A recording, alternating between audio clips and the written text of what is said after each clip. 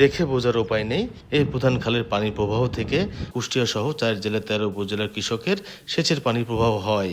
সেচ খালের অভ্যন্তরীণ জায়গা অবৈধভাবে দখল করে বাণিজ্যিক প্রতিষ্ঠান গড়ে তুলেছে একটি চক্র। জিকে প্রধান খালের ব্যানার থাকলেও কেউ তোয়াক্কা করছে না। আবার অনেক জায়গায় নতুনভাবে স্থাপনা নির্মাণ করছে প্রভাবশালীরা। বাদ যায়নি সুইচ গেটের উপর জায়গাও। এতে বাধাগ্রস্ত হচ্ছে জিকে খালের পানির প্রবাহ। নিয়মিত মনিটরিং না থাকায় দখলদাররা সক্রিয়, অভিযোগ স্থানীয়দের। সঠিক সময়ে সেচের পানি না পেয়ে বিপাকে প্রান্তিক পর্যায়ের কৃষকেরা। ক্যানালের ধারে সব বাড়ি ঘরদোর করে বন্ধ করে রাখেছে, আমরা ঠিক মতন পানি পাইনি।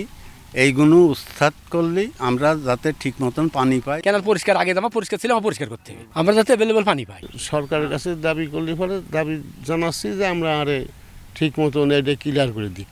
অবৈধ স্থাপনা উচ্ছেদে জিকে সেচ প্রকল্পে অভিযান চালানো হবে বলে জানান জেলা প্রশাসক। জিকে খালের আশেপাশে যে সকল জায়গা আছে অধিকাংশ জায়গায় পানি উন্নয়ন বোর্ডের, এবং পানি উন্নয়ন বোর্ডের রিকুইজিশনের ভিত্তিতে আমরা ম্যাজিস্ট্রেট নিয়োগ করে ওখানে কিছু অংশে আমরা অলরেডি অবৈধ স্থাপনা যা ছিল উচ্ছেদ করেছি, এবং তাদের রিকুইজিশনের ভিত্তিতে ভবিষ্যতে এই ধারাটি অব্যাহত থাকবে। পানি উন্নয়ন বোর্ডের তথ্য মতে 150 কিলোমিটার জিকে প্রধান খালের উপর 1300 ব্যক্তি অবৈধ জমি দখল করেছে।